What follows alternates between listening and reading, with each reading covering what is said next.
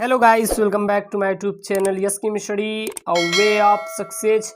आपका स्वागत करते हैं हमारे मेरे प्यारे बच्चों इस YouTube channel yes chemistry study पर। और यहाँ पर क्लास 11वीं की जो बायोलॉजी का हमारा चैप्टर 3 है, 3 है, अध्याय 3 है, कक्षा 11वीं की बायोलॉजी की जीव विज्ञान की वनस्पति जगत या पादप जगत।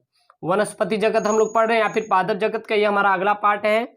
और इस पार्ट में कई पॉइंटों की डिस्कशन करेंगे। पूरा नोट्स है आपकी नीट से लेके फार्मेसी तक, जितने भी आप एग्जाम देंगे सभी के लिए है।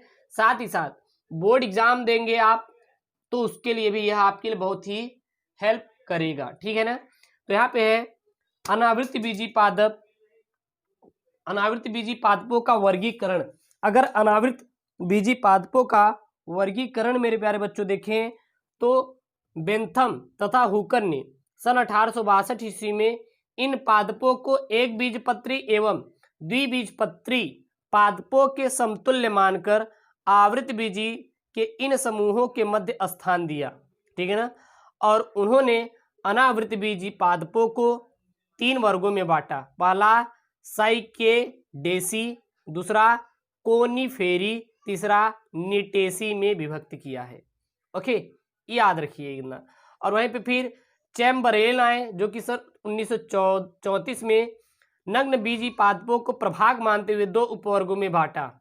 उपवर्ग पहला हमारा साइकेडोफाइटा तथा किसमें कोनिफेरोडाइटा में बांटा था। तो चलिए लिख लेते हैं हम लोग जितना पॉइंट है। क्या बेंथम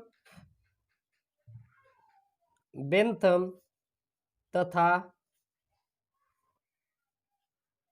हुकर ने सन 1862 में इन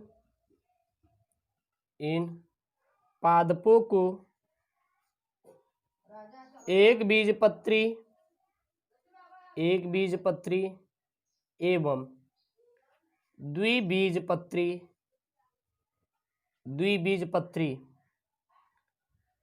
पादपों के समतुल्य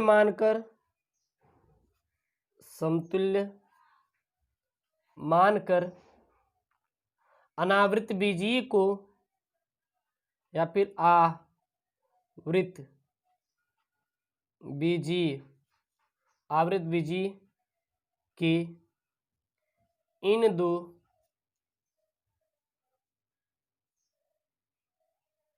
दो समूहों के मध्य स्थान दिया,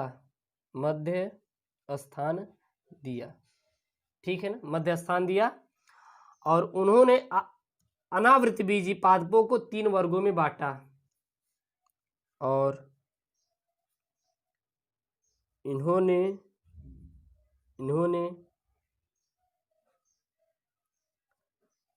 अनावृत बीजी पादपों को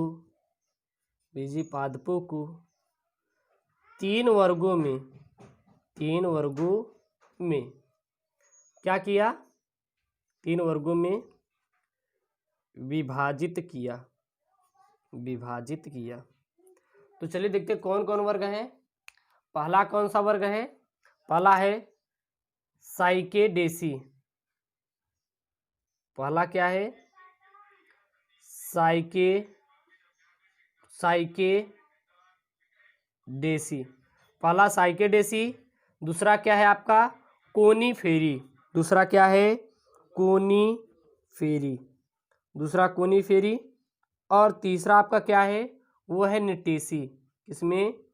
निटेसी में विभक्त किया। पहला साइकेडेसी, दूसरा कोनिफेरी और तीसरा हमारा निटेसी में विभक्त किया। वहीं पे अगर चैम्बरेल की बात करें तो कौन आया वैज्ञानिक? तो वो हमारे थे चैम्बरलेन ने सन 1934 ईस्वी में नग्न बीजी पौधों को प्रभाग मानकर इन्हें दो उपवर्गों में विभाजित किया, दो उपवर्गों में विभाजित किया। कितने उपवर्गों में विभाजित किया? तो दो उपवर्गों में विभाजित किए थे। कौन कौन से? पहला अगर देखें तो पहला था मेरे प्यारे बच्चों साइकेडोफाइटा, साइकेडोफाइटा, पहला साइकेडोफाइटा। दूसरा कौन सा था? कोनीफेरोफाइटा, कोनीफेरोफाइटा। ठीक ना? तो कितने उपवर्गों में बांटा था? दो उपवर्गों, साइकेडोफाइटा और कोनीफेरोफाइटा। तो ये मेरे प्यारे बच्चों इतना नोट कर लीजिए। चलिए हम लोग आगे देखते हैं। अगला है मेरे प्यारे बच्चों यहाँ पे अनावृतबीजी पादपों का आर्थिक महत्व, यानी कि हमारे जो अनावृतबीजी पादप होते हैं उनके कौन कौन से आर्थिक महत्व होते हैं। ठीक है ना? तो पहला अगर हम लोग देखें तो सजावट के लिए, किसके लिए? सजावट के लिए अनावृतबीजी पादपों का कहाँ प्रयोग किया जाता है? सजावट के लिए। विश्व के कई भागों में साइकस, रिवोल्यूटा, गिंगो एरोकेरिया तथा ज्यूनिपेरस और थूजा, ये हमारे इन प्रजातियों को बगीचों में सजावट के लिए उगाया जाता है। वहीं पे साइकस एवं थूजा की पत्तियों का प्रयोग फूलों के लिए भी किया जाता है। ठीक है ना? तो इतना लिख सकते हैं। अगर इसमें लिखना चाहते हो तो बस इतना लिख लीजिए कि साइकस एवं थूजा की पत्तियों का प्रयोग फूलों की सजावट में किया जाता है। फूलों की सजावट में क्या होता है? किया जाता है। दूसरा वहीं पे देखें तो अनावृतबीजी पादपों का उपयोग कहाँ किया जाता है? तो लकड़ी के रूप में। किसके रूप में? लकड़ी के रूप में भी किया जाता है। लकड़ी के रूप में करते हैं। जैसे कि अगर हम देखें तो वहीं पे बहुत सारे ऐसे चीज होते हैं, जैसे कि हमारे एबीज और थूजा का निर्माण लकड़ी के उपयोग एवं उनके विविध कार्यों में भी किया जाता है। पॉइंट वाइज लिख लेंगे। तीसरा क्या है? तीसरा है इसका रेजिन के रूप में। किसके रूप में? रेजिन के रूप में। जैसे कि कोनीफेरस वृक्षों की नलिकाओं तथा गुहाओं से स्रावित होने वाला अर्धद्रव्य पदार्थ जिसका निर्माण तारपीन तथा रेजिन अम्ल एवं एस्टर युक्त आवश्यक तेलों के ऑक्सीकरण के लिए किया जाता है। तो यहाँ पे क्या लिख लेंगे? अगर आपको लिखना चाहते हैं तो थोड़ा लिख लीजिए। लिख लेंगे कोनीफेरस वृक्षों की नलिकाओं तथा गुहाओं से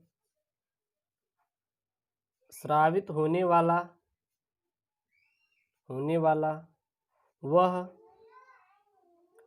अर्धद्रव्य पदार्थ है जिसका निर्माण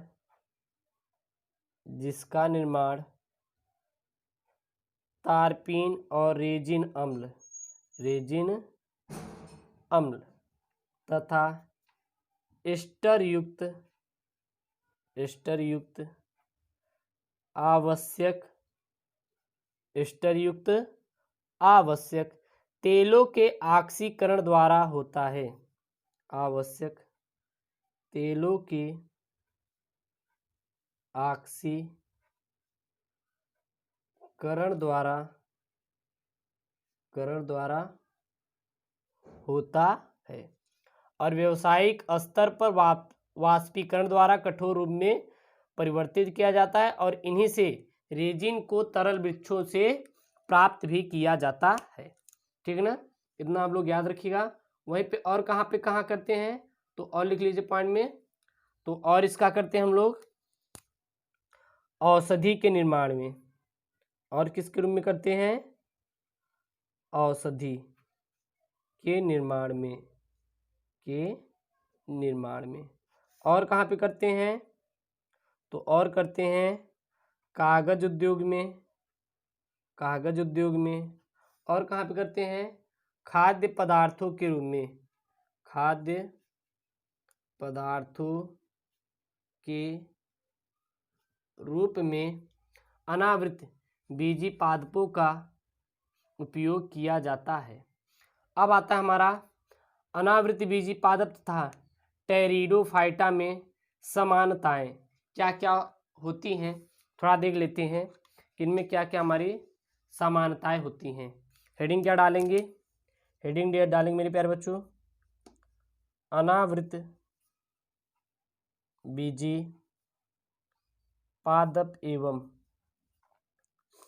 टेरिडोफाइट्स में समानताएं, इनमें क्या क्या समानताएं होती हैं।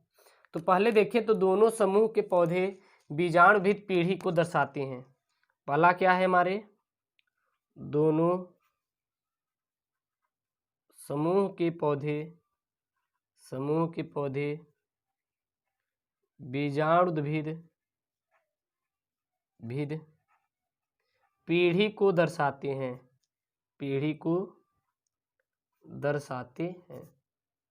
दूसरा हमारा क्या है, फर्नों के समान अनावृत बीजी साइकेडेल्स के सदस्यों में संयुक्त पत्ती कुंडली लित द्वारा विन्यासित को भी दर्शाते हैं।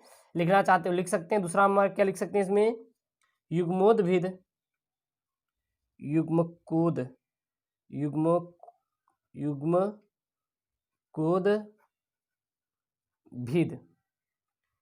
के आकार में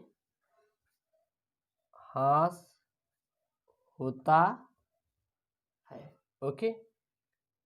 तीसरा क्या लिखेंगे, तीसरा लिखेंगे अनावृत बीजियों के समान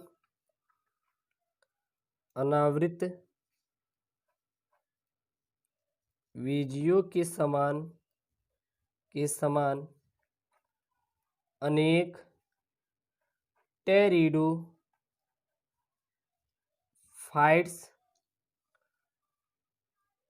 पादपों में भी निषेचन के पश्चात गुरु बीजाणु और गुरु बीजाणु धान के भीतर रहते हैं। गुरु बीजाणु धान के भीतर रहते हैं। ओके। और क्या लिख सकते हैं, और लिख सकते हैं फर्नों के समान कुछ अनावृत बीजी जैसे साइकस बीजाणुधान समूहों में पाई जाती है। लिखेंगे फर्नों के समान कुछ अनावृत बीजियों जैसे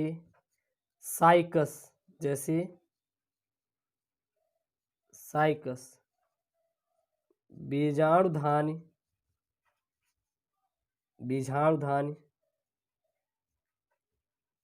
समूहों में पाया जाता है। समूहों में क्या होता है हमारा, पाया जाता है।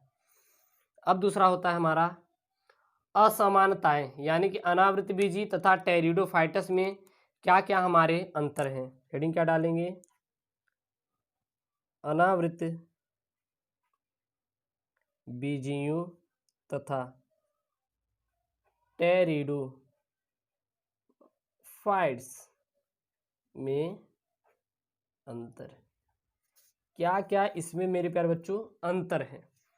तो पहला देखेंगे, अधिकांश अनावृत बीजी वृक्ष होते हैं और वहीं पर टेरिडोफाइटस क्या होते हैं, शाक या फिर झाड़ी के रूप में पाए जाते हैं। पहला हमारा क्या हो जाएगा, अधिकांश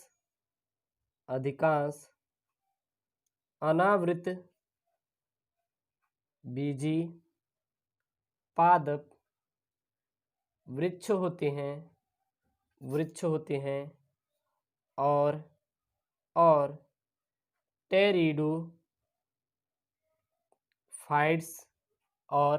टेरिडोफाइट्स शाक या झाड़ी के रूप में मिलते हैं।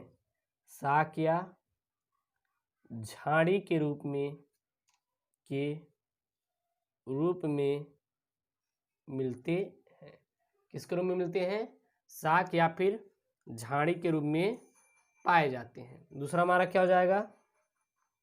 दूसरा आपका हो जाएगा मेरे प्यारे बच्चों, टेरिडोफाइट्स प्रायः नम छायादार स्थानों पर उगते हैं और जबकि अनावृति बीजी पादप मरुद्भीय स्थिति में उगते हैं। टेरिडोफाइट्स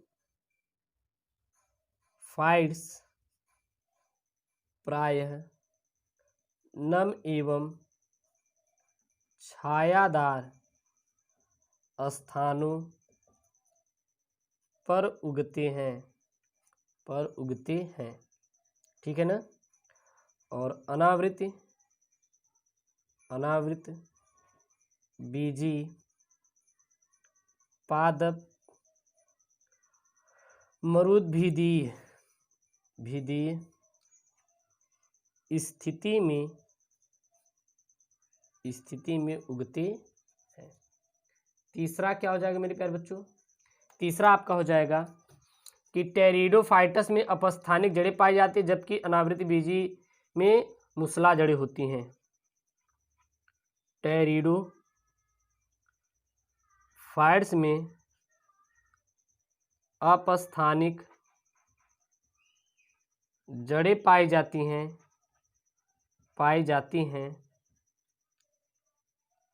जबकि अनावृत बीजी में मूसला जड़ें होती हैं। कि क्या होती है हमारी?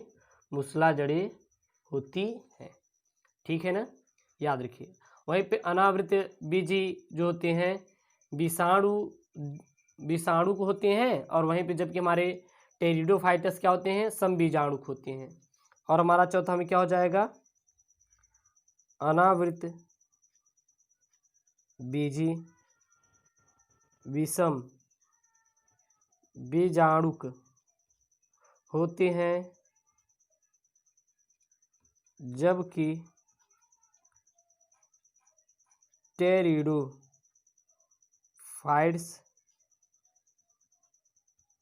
सामान्यतः